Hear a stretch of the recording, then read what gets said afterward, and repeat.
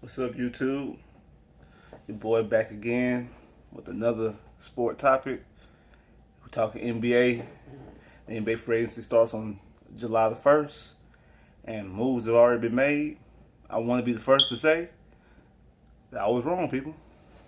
Have nothing else to say. I was wrong. If you did not know, Chris Paul has been traded to the Houston Rockets.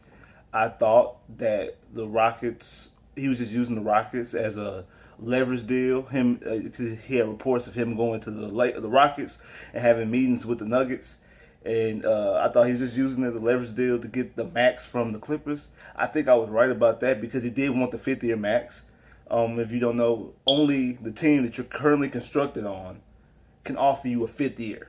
Any team can offer you a max, but it's a 4-year max. Only the team that you were on currently can offer you that extra 5th year. So the Clippers were the only team to offer him the extra 5th year. And the night before the trade, he had a meeting with the Clippers, and the Clippers told him no, they weren't going to offer him that 5th year. So he must have said, "Well, I'm going to Houston," and they end up making the trade. He opted back into his contract. He actually opted out of his contract last week, but he opted back in before the free agency period started. So he's only under contract for the Rockets for 1 year.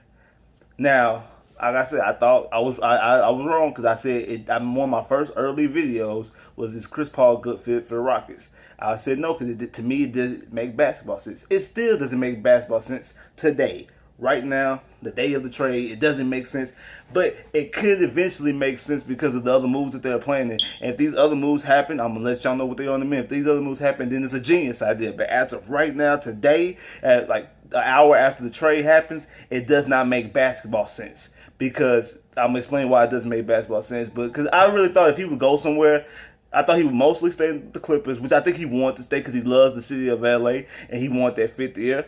And if he would go to a team, it would go to the Spurs because they would be more of a championship competing team. I don't think the Rockets, right now, today, currently constructed, is a championship built team. That's the reason why I didn't think it didn't make sense for him to go to the Clippers. I mean, him to go to the Rockets. The Rockets, I didn't understand why it made. To me, the Rockets didn't make sense on the Rockets standpoint. Is because James Harden just came off his best year, his MVP run-up year, which is his best year, playing the point guard position. So you're going to move him back to where he normally plays as the 2.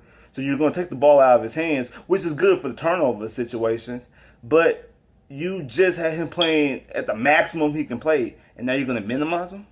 That's why it didn't make sense to me with Chris Paul because he was playing the point guard position, had the best year of his career, an MVP caliber season. If it wasn't for Westbrook averaging a triple double, James Harden would have been the MVP, no questions about it. But it's because Westbrook averaged a triple double, and it hasn't been done since Oscar Robertson. So that's the only reason why. So if you say he had an MVP caliber season and the best season of his career, and you're going to get a person who's playing that position, you're going to move him back to his regular position, won't you minimize what you've just done? That's why it didn't make sense. It didn't make sense, and I didn't understand the move then. But now there's reports that if the New York Knicks buy out Carmelo Anthony, that Carmelo's not going to Cleveland. He's not going to LA. He's coming to Houston. He wants to play with Chris Paul. He wants to play with James Harden. So if he gets bought out, he wants to come to LA. Come to Houston. And then they're also in talks of getting Paul Millsap. I don't think that's all that big of a deal, but they're talks of bringing in Paul Millsap. And then also in real negotiating periods, they've been making small moves to acquire other things. They send a package to Indiana to bring in Paul George. There actually is a way that the Rockets could end up having Paul George, James Harden, Chris Paul, and Melo. I don't think that's like the slimmest of slims. It's either going to be Paul George or it's going to be Melo, and I think Paul Millsap is the third option of that list. But they're in serious talks of making these deals done. I said this in my Rockets video. Dale Morey, the general manager of the Rockets, never sits on his team. His team's an ever-flowing team. He's always moving things and changing things and doing this and doing that. Every year at the trade deadline, he makes a trade. Every year since he's been the general manager for the Rockets, every single year he makes some type of trade. He makes some type of deal by trade deadline. He's the only general manager that does that. Because he wants to keep his team up and flowing. The Rockets are one of the only teams in the NBA that didn't go through a tanking period. They went from being a mediocre team to the second seed in the West by making deals. They didn't tank and get draft picks. They've only done it through deals. Their last high draft pick was Yao Ming. Other than that, they've been doing deals, bringing in Tracy McGrady, bringing in Trevor Ariza the first time, bringing in Melo World Peace, which is Ron Artest, as some people might know him by, and which I call him by, and then bringing in James Harden, then bringing in Dwight Howard, and almost bringing in Chris Bosh. Like they've been making deals through free agencies and trades and things like this. So that's what Dale Moore done. He wasn't involved in the Tracy McGrady trade, but he's been involved in other stuff since then. So it's been, how can I put it? If he can pull this off, could the Rockets be a serious threat to Golden State? Especially if they can bring in Melo and Paul George with CP3. Yeah, I think they would be a serious threat to Golden State. I actually kind of felt that this year, not a serious threat, but I thought that they could actually do some things because of the way they hit the three. And then when the Rockets are hot, they are really hot. So I did think if they could get to the Golden State, if James Harden wasn't to choke, because I think that, to me, that's still the Rockets' biggest issue. And with this minimizes this, because if James Harden chokes in the playoffs, which he's done every year in the playoffs, if he does that, then you will have Chris Paul, you'll have either Melo or Paul George, and if there's some way they can get the crazy deal done and get all four of them, then you don't have to worry about James Harden choking. Because if he did choke, all of them not going to choke. Because that's the thing about Golden State.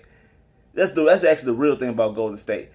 Curry, KD, Draymond, and Clay, not all four of them is not all having a bad game at one time. Two of them might have a bad game, but somebody going to step their game up. If two of them if KD and Curry having a bad game, Clay going to be going off. And that's would be that situation in Houston. So on that metric, on that level, it would be genius. It would be genius for the Rockets. So this is very interesting. This is very, very interesting. I told y'all during the draft time that this draft was going to inject some life in the NBA, and the NBA wasn't going to be as boring as it was last year. Now the NBA offseason is making it even more, making it sooner, because I thought it was going to be a 2-year span. If deals like this happen, because I think if you bring in, I think if Paul George gets to Houston and they can get to the Western Conference Finals at the very least, I don't think Paul George will go to LA. If they can make it to the Western Conference Finals, I don't think they'll go to LA, because I think then Chris Paul will stay in Houston. James Harden is already locked down. They're working on a deal now to lock him down if they haven't done it already. And I think Paul George would stay. Same thing with Melo. So we all got to see what's going on. Hopefully this basketball season will be way more interesting. At least the playoffs will be way more interesting than what we just seen. And with moves like this, it will be. But if they fall short on Melo, Paul George, and also fall short on Paul Millsap, which I think is their third option, they fall short on all three of those, and it's just James Harden and Chris Paul to step up on the court in October when the season starts, and that's it. It was a horrible move because you lost your glue in Patrick Beverly. And I think that will come evident. But if you get all the star power, you really won't need that glue, because that star power will help you out a lot. But if it's just Chris Paul and James Harden, I don't think it's a stupid decision. But if they can get one or two of those names I just mentioned, whoa, then this would be very interesting. Like, share, and subscribe if you haven't. Click that bell for more videos if you haven't. Comment below if you haven't. Like I said on my last one, I love and appreciate every single view, comment, like, dislike, thumbs up and thumbs down. I appreciate y'all showing me love. Holla at me.